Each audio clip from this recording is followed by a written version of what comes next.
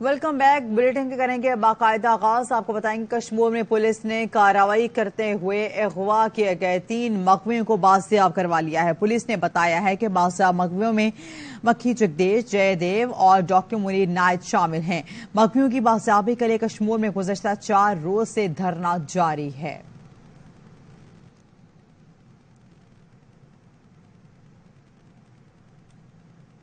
कराची में शार फैसल नर्सरी के करीब सर्विस रोड पर 35 टन वजनी ट्रक सड़क में धंस गया है।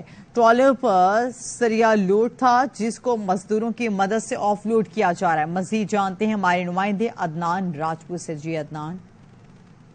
ये शार फैसल नर्सरी स्टॉप के करीब ट्रॉलर है जो सर्विस रोड पर ज़्यादा वजन होने के बाइज सड़क पर धंस गया है। हमारे साथ इस वक्त ट्रक ड्राइवर मौजूद है, इनसे जानते हैं कि जी बताइएगा ट्रक पे कितना वजन मौजूद था और ये ट्रक आ कहाँ से रहा था? ये शेरशाह से आ रहा था और 35 टन वजन है।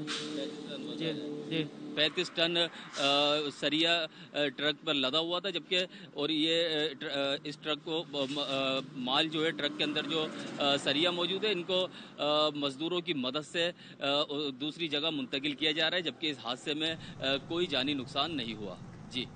रावलपिंडी, इस्लामाबाद, अटक और हरीपुर में रात गए आंधी और गरज चमक के साथ मूसलाधार बारिश से नशीबी इलाके ज़ेर-ए-आब आ गए हैं। महकमा मौसमियात के मुताबिक इस्लामाबाद में हवा की रफ्तार 120 किलोमीटर फी घंटा तक रिकॉर्ड की गई।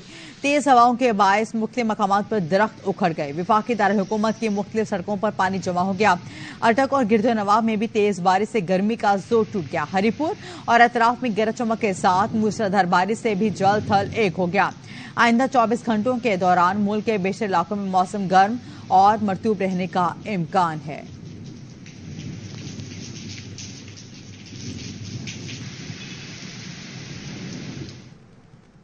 मजीद खबरें शामिल करेंगे। आपको बताएंगे परवेज इलाही कहां है, हर सूरत बाजियाब कराएं।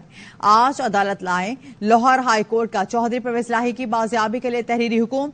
आईजी इस्लामाबाद को तौहीन अदालत का नोटिस जारी। तहरीरी हुकुम में जस्टिस अमजद रफीक ने लिखा, अवाम ने मीडिया पर देखा 70 साल की सियासी कदावर शख्सियत को नामालूम अफराद हाथ पैरों से उठाकर ले गए। ये लोग इस्लामाबाद पुलिस के एहलकार थे।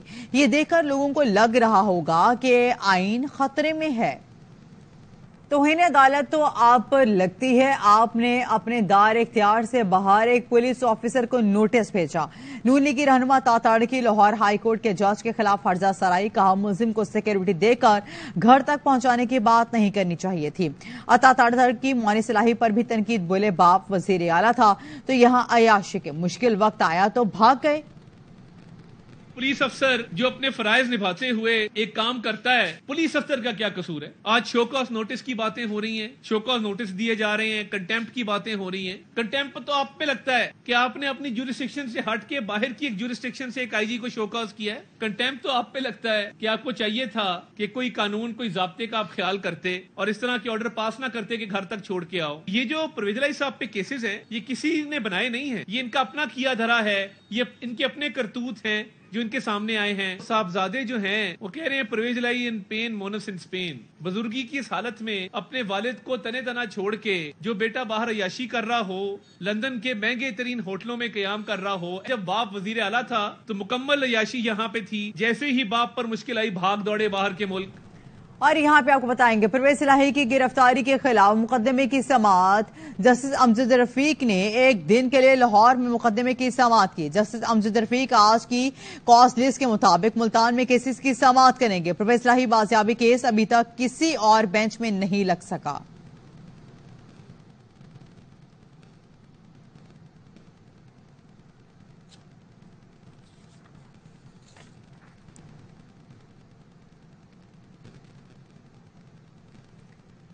खुसूसी सरमायाकारी सहूलत काउंसिल की एग्जीक्यूटिव कमेटी का चौथा इजलास। फरीकैन की भरपूर शमूलियत से सरमायाकारी के लिए इकदाम तेजी से आगे बढ़ाने का अमल जारी। इजलास वजीर मनसूबाबंदी, तरक्की और खुसूसी इकदाम की ज़ेरी सदारत मुनक्किद हुआ। काउंसिल के नेशनल कोऑर्डिनेटर, मुतल्लिका विफाकी सूबाई वज़रा शरीक हुए। मकसद हायल रुकावटों को दूर करना, मजमूई तौर पर सरमायाकारी के माहौल को बेहतर बनाना था। मुतल्लिका वजारतों ने मुख्तलिफ पहलुओं पर पेश पेशरफ का जायजा लिया। कमेटी का SIFC के इजारी आउटरीच हिकमत अमली पर इजहार इत्मीनान। बैरून मुल्क कारोबारी बरादरी मिशंस को शामिल करके इस अमल को आगे बढ़ाने की हिदायत। मुल्क में सरमायाकारी के इकोसिस्टम को मजीद बेहतर करने के लिए इकदाम की भी सिफारिश। इजलास में सरमायाकारों के लिए वीजा सहूलत तनाजात के हल के निजाम पर तवज्जो दी गई। ज़राई, IT और मादनियात तवानाई के मंजूर शुदा मंसूबों की तकनीकी इस्लाह पर तवज्जो मरकूज।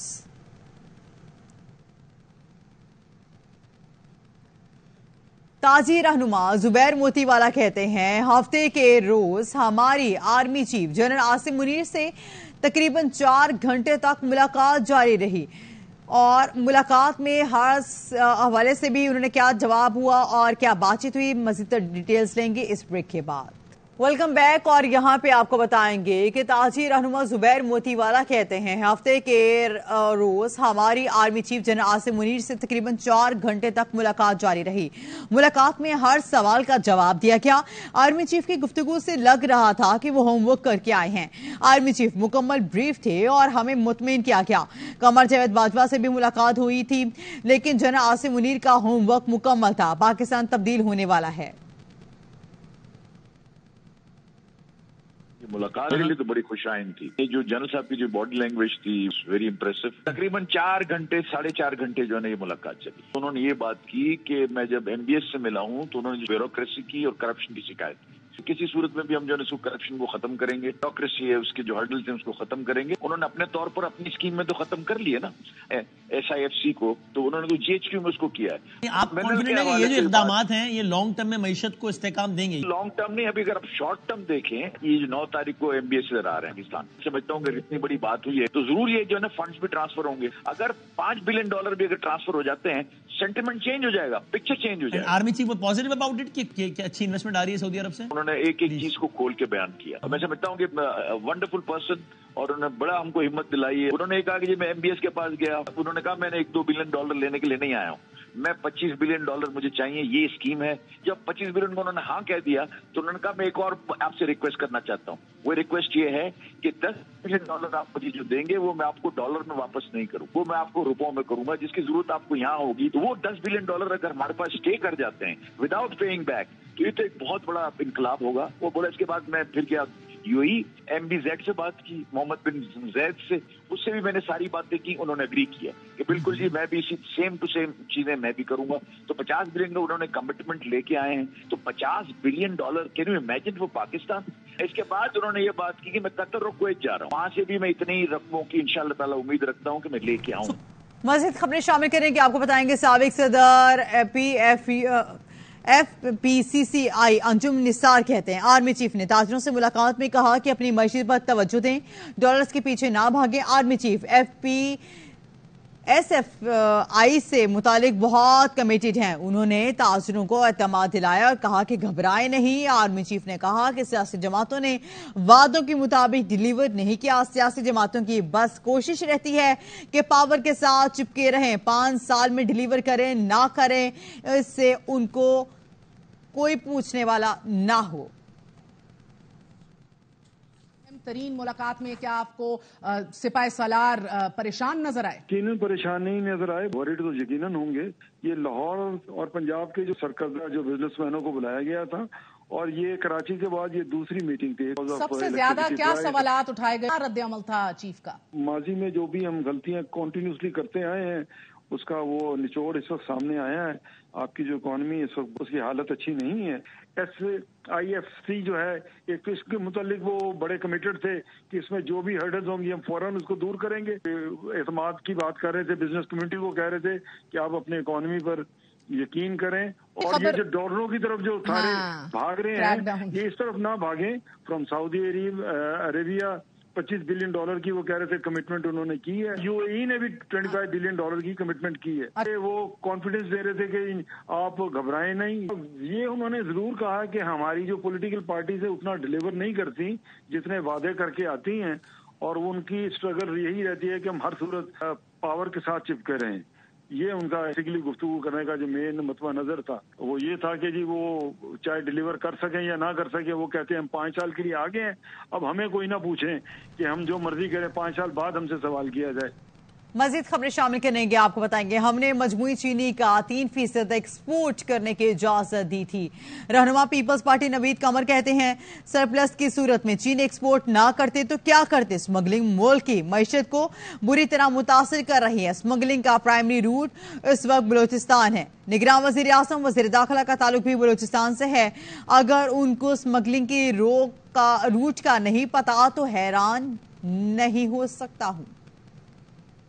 250,000 मतलब less than 3% of the total stock, उसकी इजाजत दी। सरप्लस की सिचुएशन में अगर मिनिस्ट्री ऑफ कॉमर्स एक्सपोर्ट ना करे तो क्या करे। इसको जोड़ा जा रहा है आज की प्राइस एस्केलेशन से 6 महीने के बाद। स्मगलिंग इतना बड़ा इशू है, पाकिस्तान की इकोनॉमी को बहुत बुरी तरह से स्मगलिंग हिट कर रही है। कॉमर्स मिनिस्ट्री ही एक्सपोर्ट्स के लिए पुश करेगी। नहीं, हमारे पास इंफॉर्मेशन थी, उसके बेसिस पे तो ये सही फैसला था। स्मगलिंग का प्राइमरी रूट जो है इस वक्त भी बलूचिस्तान से। आपका प्राइम मिनिस्टर भी बलूचिस्तान से है, आपका चेयरमैन सेनेट भी बलूचिस्तान से है और आपका इंटीरियर मिनिस्टर भी बलूचिस्तान से। अगर उनके ये नॉलेज में नहीं है तो आई वुड बी शॉक्ड। मजीद खबरें शामिल करेंगे, आपको बताएंगे शरीफ खानदान की मिलों समेत 38 शुगर मिल्स की निगरानी। एफबीआर की टीमों ने मिल्स में डेरा डाल लिया। जिन शख्सियात की शुगर मिल्स की मॉनिटरिंग की जा रही है इनमें शरीफ खानदान, जहांगीर तरीन, चौधरी जकाल, अशरफ और हारून अख्तर, मखदूम, उमर, शहरियार भी शामिल हैं। एफबीआर की टीमें चीनी की स्टॉक सेल्स और मिल से बाहर जाने वाली चीनी का रोजाना की बुनियाद पर रिकॉर्ड मुरतब करेंगी। एफबीआर की मॉनिटरिंग टीमें गैर मुअय्यना मुद्दत तक मिल्स में मौजूद रहेंगी।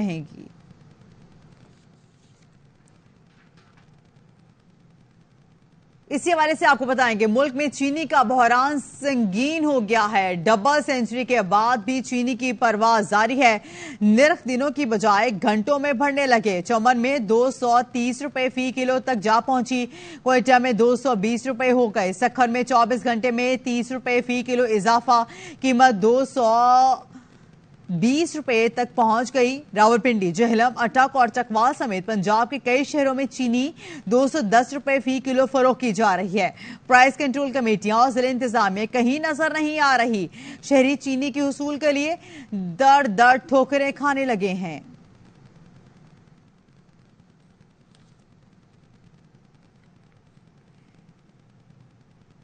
चीनी कहीं नहीं मिल रही और बिल्कुल भी नहीं मिल रही। मिल भी रही है तो कीमत इतनी कि मुंह कड़वा हो जाए। यूटिलिटी स्टोर से भी चीनी गायब हो गई। एक खातून ने कहा जी चाहता है नमक डाल लें लेकिन कहीं वो भी महंगा ना हो जाए। चीनी महंगी हुई तो क्वेटा में चाय का कप 100 रुपए का हो गया। शहबाज हुकूमत में मिलकर फैसले करने वालों में लड़ाई छिड़ गई। नून लीग ने चीनी बरामद करने की जिम्मेदारी पीपल्स पार्टी पर डाल दी। एहसन इकबाल के बयान पर जियाले रहनुमाओं के ताबड़तोड़ जवाबी हमले। ताज हैदर ने इंकशाफ किया कि राना सनाउल्लाह ने 14 लाख टन चीनी स्मगल करने की इजाजत दी, जिसमें स्मगलर्स ने डॉलर कमाए। बिजली सारिफीन को रिलीफ के लिए हकाइक पर मबनी गैर रिवायती हल तलाश कर रहे हैं। निगरान वजीर आजम इनवारुल हक काकड़ की ज़राई ब्लॉक के नुमाइंदों से गुफ्तगू। कहा गर्दिशी कर्जा, बिजली चोरी और लाइन जैसे बड़े चैलेंजेस का सामना है। अवामी जज्बात मजरूह किए बगैर कम मुद्दत में मसले का हल तलाश करेंगे। मुआशी बहाली और सरमायाकारी के हुसूल पर तवज्जो मरकूज है और रहेगी। खुसूसी सरमायाकारी सहूलियत काउंसिल के जरिए हिकमत अमली मुरतब की है। वजीर आजम ने कहा इंतखाबात के इनेकाद के लिए इलेक्शन कमीशन को हर मुमकिन मुआवनत फराहम करेंगे। आम इंतखाबात जल्द से जल्द कराने के लिए हर मुमकिन मदद फराहम करेंगे।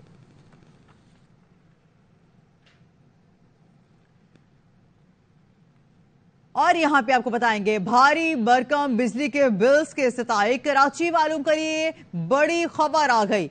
बिजली 10 रुपए 32 पैसे फी यूनिट तक मजीद महंगी करने की दरख्वास्त जमा करा थी। इजाफा 2022-23 की 3 सहमाही एडजस्टमेंट की मद में मांगा गया है। कराची के लिए बिजली की कीमत में इजाफे की हुकूमती दरख्वास्त नेपरा में जमा करवा दी गई। दरख्वास्त में कहा गया है कि अक्टूबर ता दिसंबर 2022 की सहमाही एडजस्टमेंट में 47 पैसे इजाफे की वसूलियां सितंबर, अक्टूबर और नवंबर 2023 में करने दी जाएं। जुलाई तक सितंबर 2022 की सहमाही एडजस्टमेंट के तहत ₹4.45 फीस यूनिट वसूली की है। ये वसूलियां सितंबर और अक्टूबर 2023 में करने की इजाजत दी जाए। अप्रैल ता जून की सहमाही एडजस्टमेंट का इतलाक के इलेक्ट्रिक पर भी किया जाए। अप्रैल ता जून सहमाही एडजस्टमेंट का इजाफा ₹5.40 फीस यूनिट तक बनता है। नेपरा की जानिब से हुकूमती दरख्वास्त पर 11 सितंबर को समाअत की जाएगी। वफाकी हुकूमत की दरख्वास्त पर समाअत के बाद नेपरा फैसला करेगा।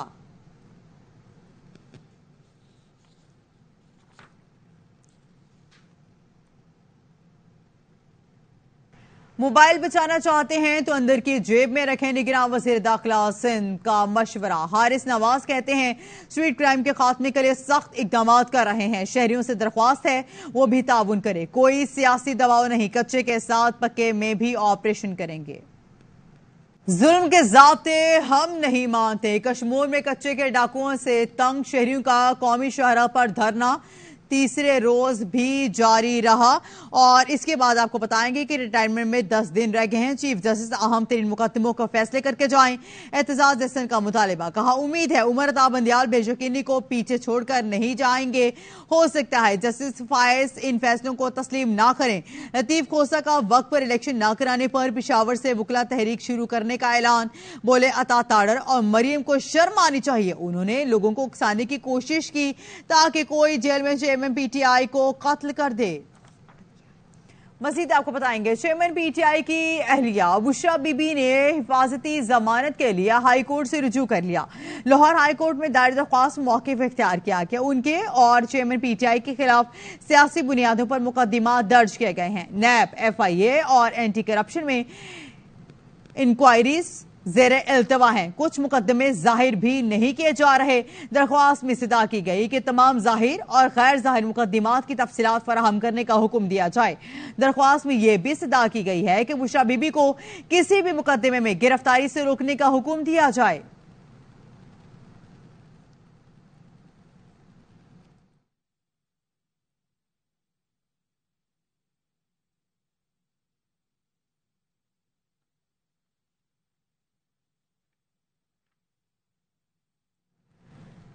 और यहां पे आपको बताएंगे आजाद कश्मीर के मीरपुर और पूंछ डिवीजन के तमाम अजला समेत कोटली में आज महंगाई के खिलाफ मुकम्मल शटडाउन और पहिया जम हड़ताल की जा रही है।